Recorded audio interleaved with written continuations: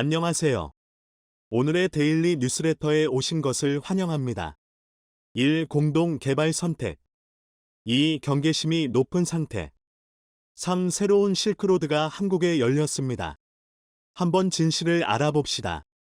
몽골과 카자흐스탄이 손을 잡고 약해지는 러시아를 공략하는 모습이 비추어지고 있습니다. 폴고블 유라시아 전문가는 유라시아 리뷰라는 언론사의 최근 기고문을 통해 러시아가 카자흐스탄과 몽골의 러시아 영토에 대한 범알타이 주의에 대해 경악하고 있다는 기고문을 올렸습니다.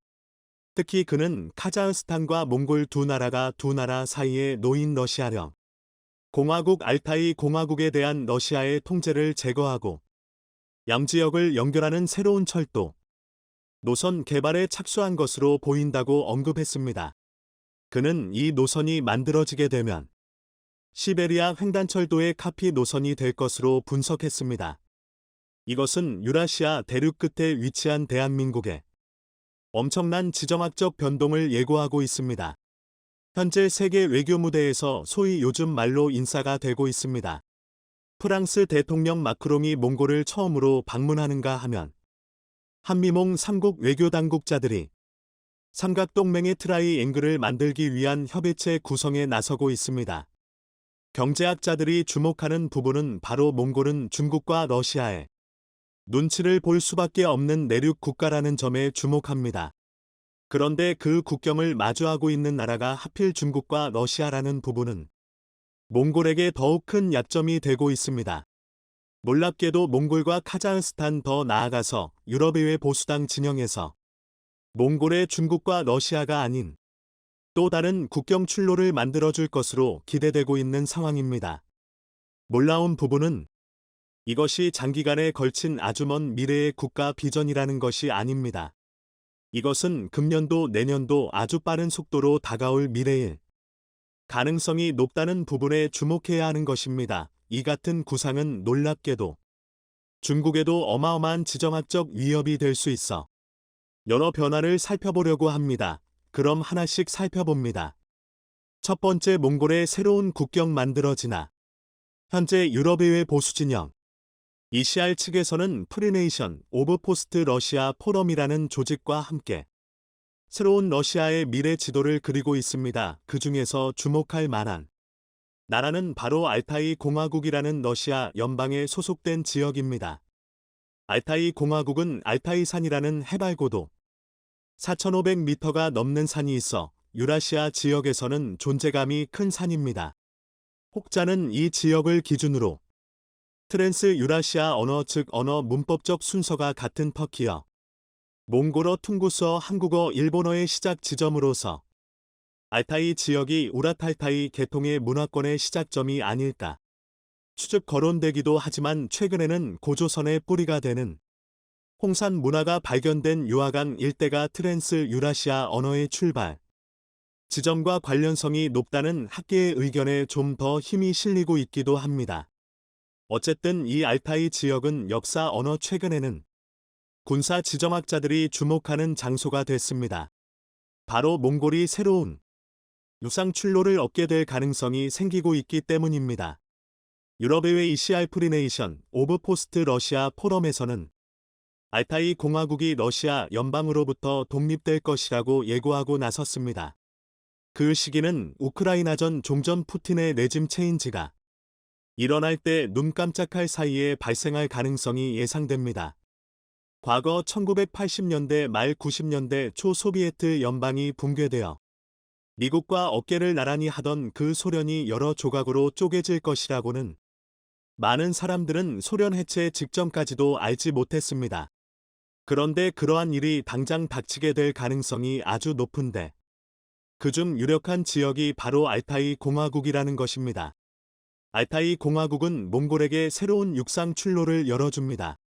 알타이 공화국이 러시아 연방으로부터 독립하게 된다면 몽골은 알타이 공화국 카자흐스탄을 통해 유럽 방면으로 탈출할 수 있게 됩니다.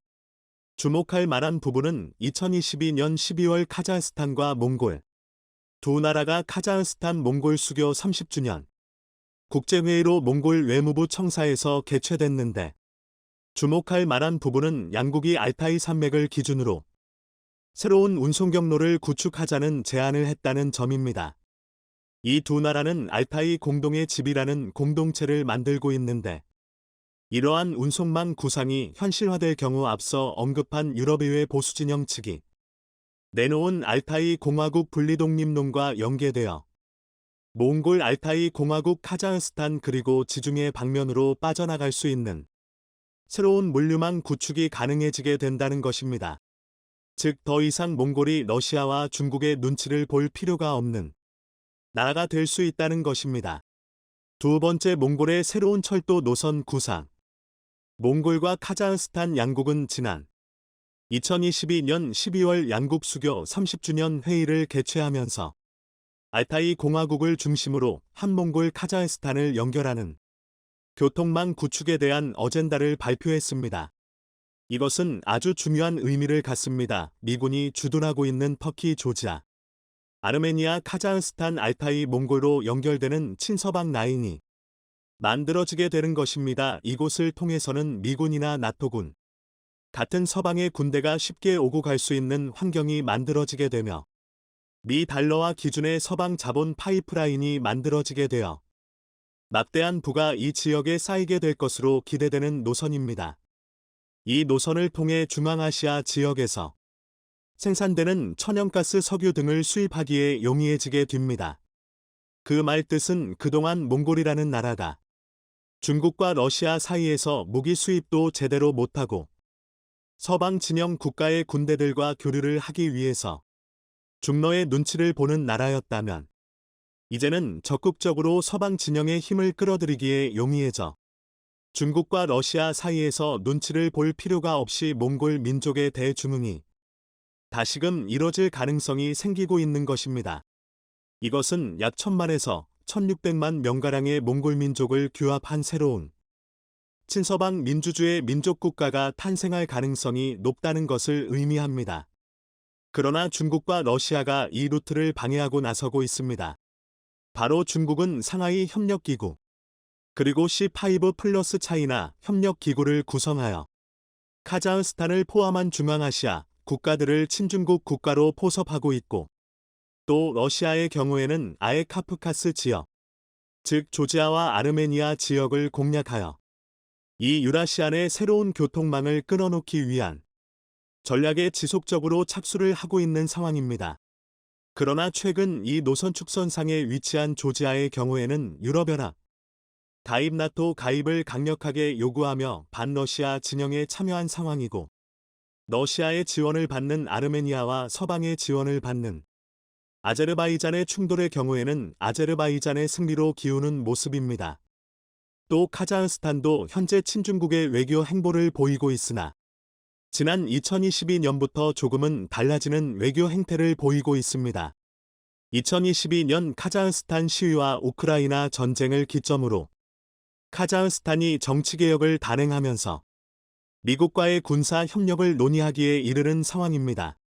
2023년 2월에는 미국 토니 블링컨 국무부 장관이 카자흐스탄 토카예프 대통령을 만나서 안보 에너지 협력에 합의를 하면서 주 카자흐스탄 미군 기지 건설이 눈앞에 온 게 아니냐는 분석까지 나올 정도의 상황입니다.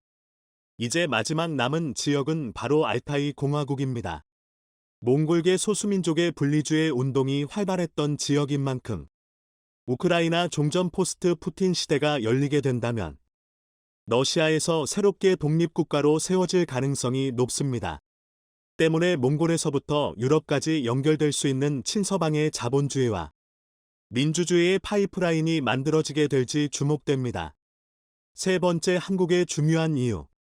이 노선이 한국의 중요한 이유는 지금 세계는 유라시아 대륙과 아시아 대륙을 연결하는 경제축이 만들어지고 있다는 것에 주목해야 합니다. 그러나 시베리아 횡단열차는 경제권이 발달하기에 용이하지 않은 과도하게 추운 날씨이며 러시아의 비민주주의 체제 지역을 관통합니다. 반면 유럽과 한반도를 연결하는 더욱 가까운 노선이 바로 몽골 알타이 카자흐스탄을 지나는 라인입니다. 증만주에서의 변수, 한반도 통일에서의 변수만 해결이 이뤄지게 된다면 한반도에서 연해주로 돌아갈 필요가 없는 더욱 가까운 오리엔탈 특급 열차의 수혜를 입을 수 있는 나라가 바로 한국이 된다는 것입니다. 유라시아 대륙으로 유통하는 새로운 육상 경지의 축이 만들어지게 되는데 가장 유력한 노선이 될 가능성이 아주 높습니다. 네 번째, 터키에서의 변수.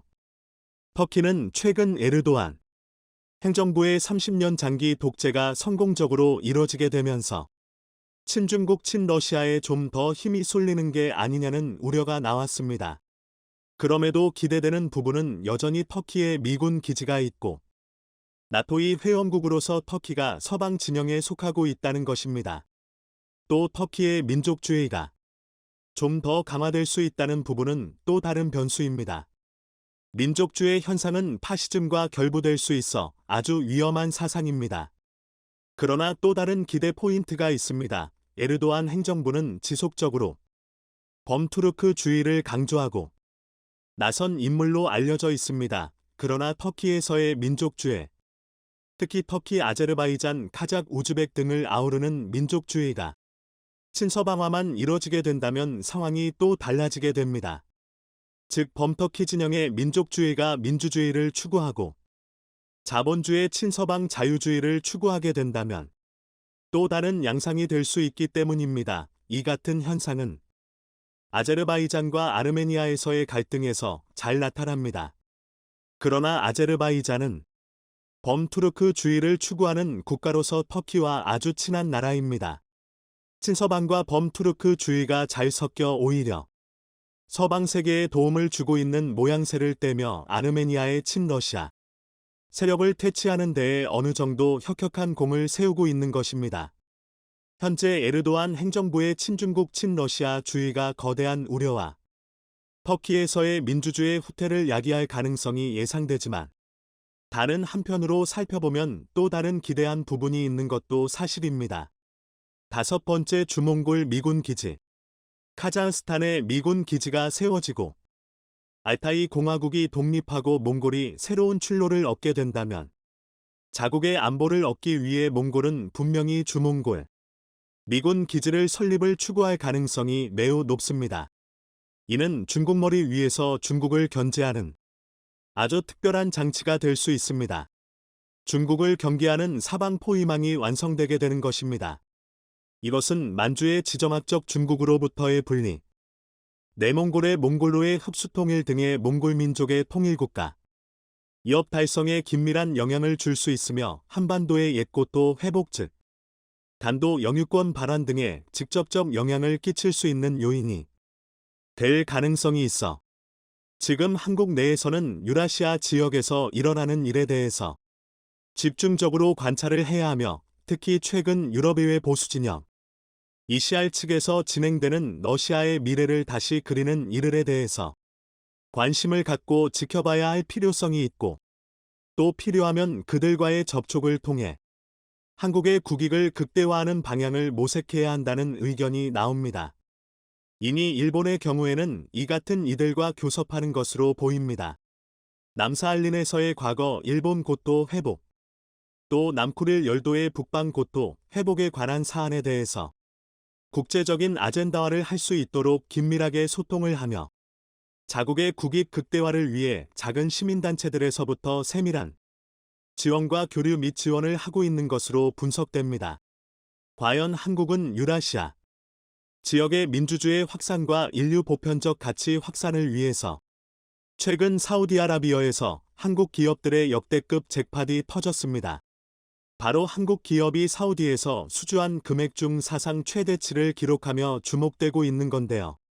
그런데 최근 사우디와 가장 친해졌다고 자랑하던 중국 시진핑이 이 소식을 듣고 가장 크게 놀랐다고 하는데 작년 10월 미국 중간선거를 앞두고 원유 감산 문제로 크게 틀어졌던 미국과 사우디 관계가 다시 회복될 조짐을 보이고 있습니다. 실제로 최근 토니 블링컨 미 국무장관을 비롯해 미국의 고위 당국자들이 연이어 사우디를 방문해 동맹국의 버금가는 친밀감을 표하고 있는데요. 이렇게 미국이 사우디와 관계 회복에 나서고 있는 건 최근 중국이 중동 지역의 중재자로 존재감을 과시하고 있기에 이를 경계하는 행보라는 해석이 나옵니다. 실제로 최근 사우디는 중국과 각종 협력 관계를 구축하면서 미국을 다급하게 만들었는데요. 사실 중국은 사우디의 최대 원유 수입국으로 작년에 중국과 대규모 MOU를 체결하면서 두터운 협력 관계를 구축하겠다고 했습니다. 그것도 그럴 것이 중국 경제는 수입 석유와 천연가스에 크게 의존하고 있기 때문에 에너지 공급망을 안정화시키기 위해 사우디와의 협력이 무엇보다 중요한 상황입니다. 하지만 중국에겐 안타까운 소식이지만 현재까지 사우디로부터 실제 수주 소식은 나오지 않고 있는 상태입니다. 그런 사우디가 한국의 첨단 산업을 비롯해 조선업, 건설업, 방산 등 부문에서 협력을 요청한 상황인데요. 앞서 중국과 건설업을 비롯해 총 34건의 협정을 체결했던 게 무색할 만큼 실제로는 한국에서 있다는 수주 소식이 퍼져나와 중국에선 어안이 벙벙한 상태라고 합니다. 사실 사우디와 한국은 작년에 빈살만 왕세자의 방한을 계기로 40조 원 규모의 프로젝트를 위한 MOU를 체결하며 산업 전방위적인 협력을 약속했었습니다. 사업비 640조 원이 투입된 사우디 핵심 사업인 네옴시티 프로젝트를 비롯해 수소, 에너지 등 다양한 분야에서 우리 기업들에게 손을 뻗은 건데요. 이런 가운데 최근 사우디가 심혈을 기울이고 있는 조선소 프로젝트에 한국의 HD현대중공업이 대규모 인력을 파견한다는 소식이 전해졌습니다. 조선 업계에 따르면 HD현대중공업은 사우디 국영석유기업 아람코와 세운 합작조선소 IMI에 연말까지 100명 이상의 인력 파견을 준비하고 있는 것으로 확인됐습니다. 이는 한국 조선 산업이 세계 선박 시장에 진출한 이후 최대 규모로 이렇게 파격적인 결정이 이뤄진 건 IMI가 국내 조선업 역사상 처음으로 만들어지는 순수 로열티 방식의 해외 조선소이기 때문입니다. 현재 사우디 파견 인력의 처우에 대해 어느 정도 윤곽이 잡힌 상태로 HD현대중공업에 따르면 올해 10에서 11월부터 향후 2년간 사우디 조선소에 파견 갈 인력을 모집할 예정이라고 합니다. 한국조선이 일반 선박뿐 아니라 차세대 시장인 친환경 선박 시장에서도 독보적인 기술력을 보유하고 있는 만큼 사우디에서 제안을 해온 것으로 보이는데요.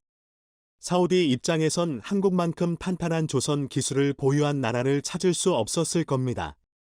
앞서 2017년 HD현대의 조선 중간지주사인 HD한국조선해양은 사우디 정부와 합작해 IMI 조선소를 설립했고 2020년에는 합작 엔진 생산업체 셈코를 세웠는데요. HD한국조선해양은 총 사업비 5조 원 이상이 투입된 이 프로젝트의 기술을 제공하는 나이 센서로 참여했는데 이를 통해 IMI와 SEMCO 지분을 각각 20%, 30%씩 확보했습니다.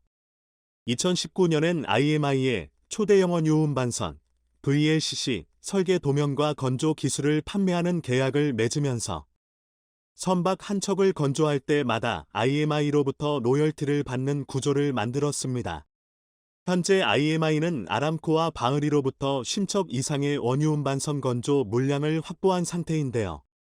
여기에 더해 HD한국조선해양은 핵심 기자재인 엔진 부문에서도 로열티를 받는데 실제로 SEMC는 한국조선해양이 독자 기술로 개발한 선박용 중형 엔진인 힘센 엔진을 로열티를 내고 생산합니다.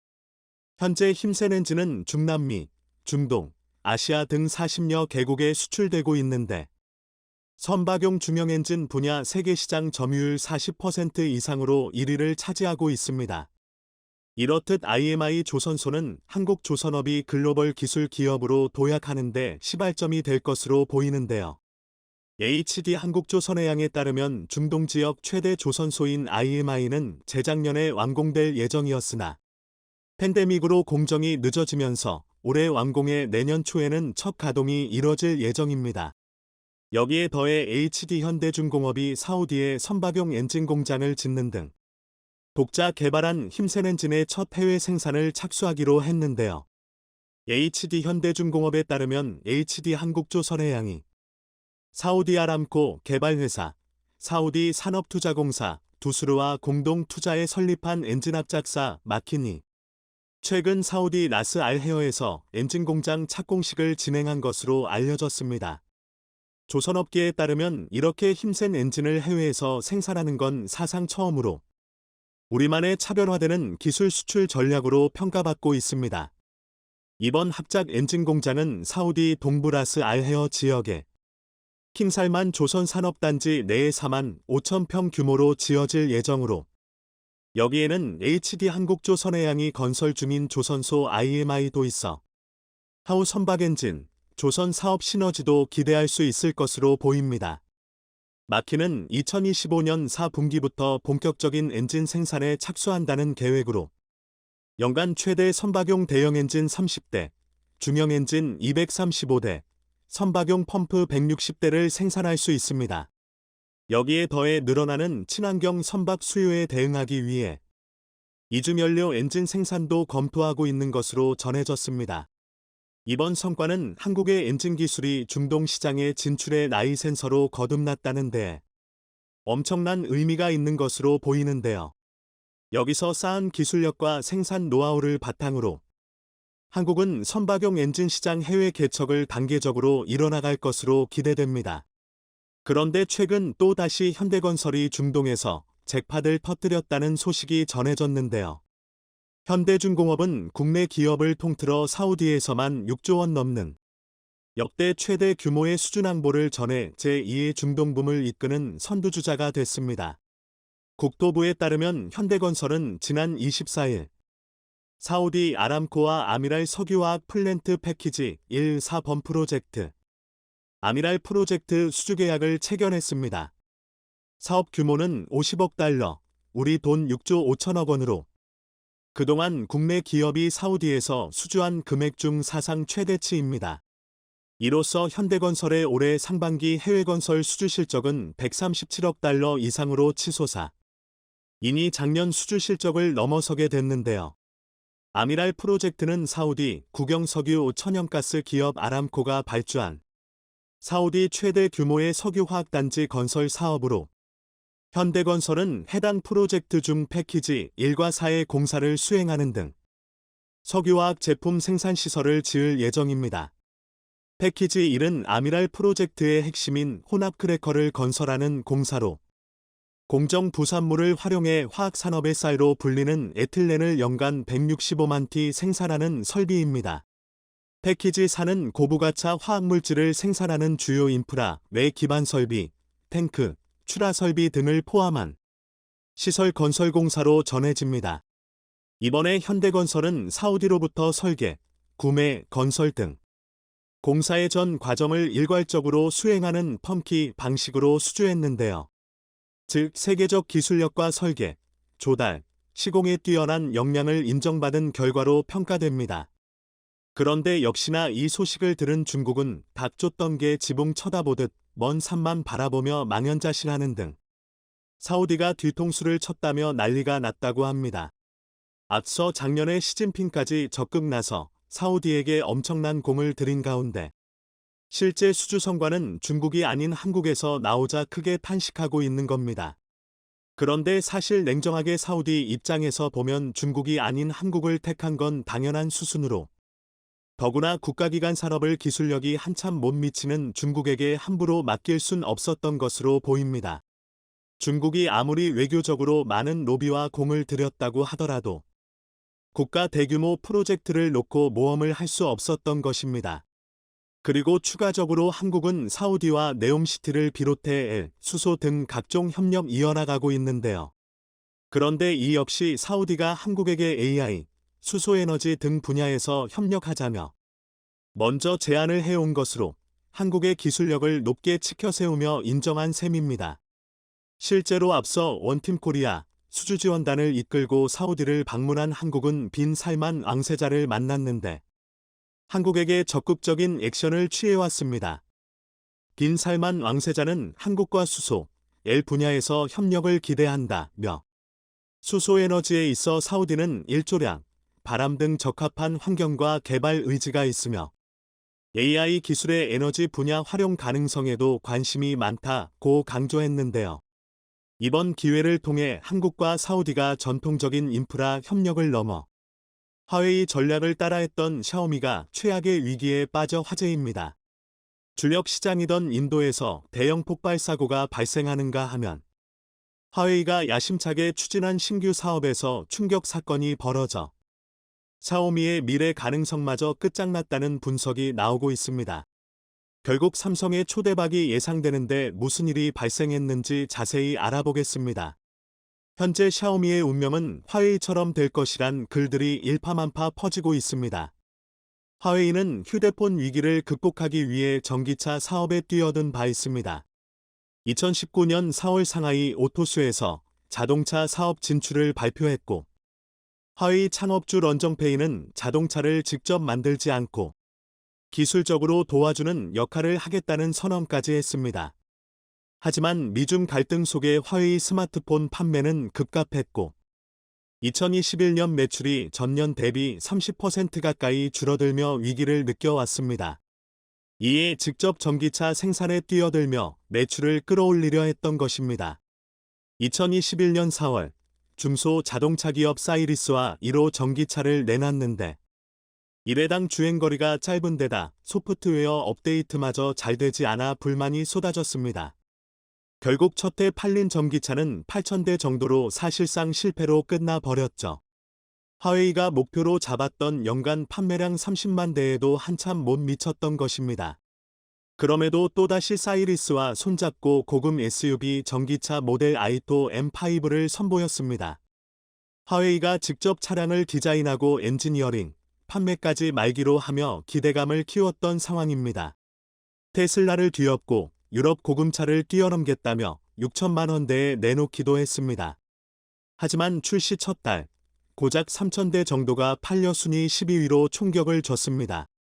중국 전역에 1,000개 이상의 전기차 매장과 체험센터를 구축한다는 계획이었지만 200개도 채우지 못한 채 관심밥으로 사라지기 시작했습니다. 그런데 몰락을 부추겼던 더 큰 사건은 작년 6월 화웨이 전기차 전 시장에서 큰 불이 나며 2명이 사망한 일이 발생한 것입니다.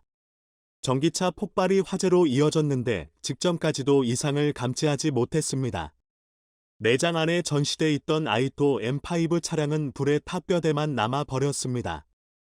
결국 지난해 전기차 판매량은 7만 6천 대로 1% 점유율을 보였고 이는 중국 최강이라고 불리는 화웨이 명성에 치명적인 먹칠을 했습니다. 화웨이는 이를 만회하기 위해 또 다른 선택을 했습니다. 작년 8월 배터리 1위 기업 CATL 및 chanan자동차와 협력해 전기 SUV 아바타 11을 출시했던 것입니다. 새 회사는 전기차 전용 플랫폼 제작부터 최첨단 기술을 총동원해 중국의 국가대표급 전기차 제작을 목표로 했습니다. 화웨이는 자사의 자율주행 개발팀 1,000명을 아바타 공장으로 보내 차량 내 인포테인먼트, 자물주행 시스템과 같은 소프트웨어 개발을 말겼으며 chanan자동차는 자동차 설계와 생산을 진행했습니다. 그리고 CATL은 모든 역량을 끌어모아 주행거리 680km의 배터리를 준비했죠. 각 분야 최고 기업 세 곳이 함작한 브랜드를 탄생시켰던 것입니다. 중국 내 전기차 1위 기업 비아드는 물론 테슬라, 지리자동차 등의 강력한 대항마로 꼽히기도 했습니다. 하지만 화웨이는 최고 수준의 소프트웨어를 제공하는데 기술적 한계를 느꼈고 올해부터 전기차 구매 보조금마저 중단돼 판매량이 급감하는 문제까지 터졌습니다. 결국 화웨이는 지난달 말 충격적인 선언을 했습니다. 런정페이 화웨이 창업자가 전기차 사업 중단을 선언한 것입니다. 현재 생산 중인 전기차의 화웨이 로고 사용을 허용하지 않으며 이런 불허 조치는 5년간 유효하다고 명시했습니다. 30년 이상 구축한 화웨이 브랜드가 마음대로 남용돼선 안 된다는 것입니다. 하지만 이는 전기차 분야에서 살아남기 힘들다는 점을 직감했기 때문이라는 분석입니다. 현재 화웨이의 운명을 따라가고 있는 기업은 샤오미입니다. 샤오미 스마트폰에서 충격적 사건이 나오고 있으며 이는 향후 전기차 사업에서도 비슷한 문제가 터질 것으로 예상되고 있습니다. 최근 인도에서는 샤오미 스마트폰이 폭발해 어린 소녀가 숨지는 사고가 발생했습니다. 지난달 24일 인도에서 홍미노트 5가 폭발하는 사고가 났는데 동영상 시청에 따른 과열이 유력한 원인으로 거론되고 있습니다. 폭발 사고가 났을 때 소리가 너무 커 불꽃놀이 폭죽으로 착각하는 이도 있었습니다. 인도에서는 해당 사건이 크게 부각되며 절대 샤오미 폰을 쓰지 말라는 글들이 쏟아지고 있습니다. 중국에서도 이번 사건이 보도됐는데 심각한 충격을 받고 있습니다. 중국 네티즌들은 너무 놀라서 손이 벌벌 떨린다. 인도에서 샤오미 사업은 골 실패로 끝날 것이다. 샤오미. 이건 브랜드를 부수는 사건이야. 이런 반응을 보이고 있습니다. 샤오미 스마트폰 폭발 사고는 이번이 처음이 아닙니다. 지난 2020년과 2021년 인도에서는 흑미노트 7과 홍미노트 9에 불이 났고 사용자가 크게 다치는 일이 발생하기도 했습니다. 작년에도 쪽발 사고가 잇따랐는데 해당 사례가 수시로 올라오며 충격을 줬습니다. 폭발 후 가운데가 크게 벌어져 파손 정도가 엄청남을 알 수 있습니다. 특히 인도의 한 유명 유튜버는 샤오미 폰 때문에 지인이 숨진 일을 언급하며 베개 옆에 두고 잠을 잔 후 이것이 폭발해 버렸다는 설명을 했습니다. 한국 네티즌도 폰이 폭발해서 저 정도 파괴력이 나오냐며 놀라워하고 있습니다. 지난 3월에도 샤오미 폰이 불에 타는 모습이 명상에 찍혀 화제가 됐습니다. 스마트폰을 침대에 두고 잠시 자리를 비웠을 때 폭발했고 연기가 계속 나는 상태로 스마트폰과 주변을 태워버렸습니다. 이번에 불이 난 모델은 2021년 구입한 비교적 최신 폰인데 샤오미는 또 고객 잘못이라며 책임을 회피하고 있습니다. 중국 내부에서도 샤오미 폰 폭발 사고는 자주 이슈가 되고 있습니다. 한 중국인은 샤오미 폰이 폭발해 다리 쪽에 심각한 화상을 입었다고 폭로했죠. 출근한 지 5분이 안 됐을 무렵 바지 주머니에 넣어뒀던 샤오미 폰이 폭발하자 재빨리 바지를 벗어 이를 꺼냈지만 다리는 심각한 화상을 입은 뒤였습니다. 충전 중 폭발 사고도 자주 발생했고 이를 환불하기 위해 비닐봉지에 넣은 채 서비스 센터를 방문하는 일도 허다합니다. 샤오미 폰의 실체를 알게 된 인도인들은 삼성 스마트폰 기능에 대해 심께 감사하다는 글들을 올리기도 했습니다. 배터리를 보호할 수 있게 설정된 다양한 기능에 감탄하는 중입니다. 이는 인도 시장에서 삼성과 샤오미의 문명을 크게 바꿔 놓고 있습니다. 1분기 인도 시장 브랜드별 점유율을 보면 삼성은 작년과 올해 1위를 지켰고 샤오미는 23% 점유율에서 16%로 급락한 것을 볼 수 있습니다. 삼성은 지난해 4분기 인도 시장에서 1위를 달아난 데 이어 갤럭시 S23 출시에 힘입어 또 다시 1위를 유지했습니다. 해엔드 제품인 갤럭시 울트라 판매물은 전년 동기 대비 247%나 급증했죠. 애플의 고가 제품 점유율이 50% 이상인 점을 감안할 때 괄목할 만한 성과입니다. 인도에서 고가 스마트폰 인기는 날로 높아지고 있습니다. 1분기 74만원 이상 폰이 66% 성장했고 49만원에서 74만원 폰도 60% 이상 많이 팔렸습니다. 반면 샤오미가 강세를 보였던 49만원 이하 저가폰 수요는 33% 감소했죠. 게다가 최근 인도 법원은 9천억 원 가량의 자산 압류를 풀어달라는 샤오미의 요청을 기각하기도 했습니다. 지난해 4월 인도 당국이 샤오미가 수년간 3곳의 해외 법인의 불법 송금 사실이 있다며 9천억 원 상당의 자금을 압류한 상태였는데 이를 정당하게 본 것입니다. 이반 사실이 확정되면 탈세 금액의 3배 이상의 벌금을 물어야 합니다. 삼성은 인도에서의 선전에 힘입어 전 세계 1위까지 차지했습니다.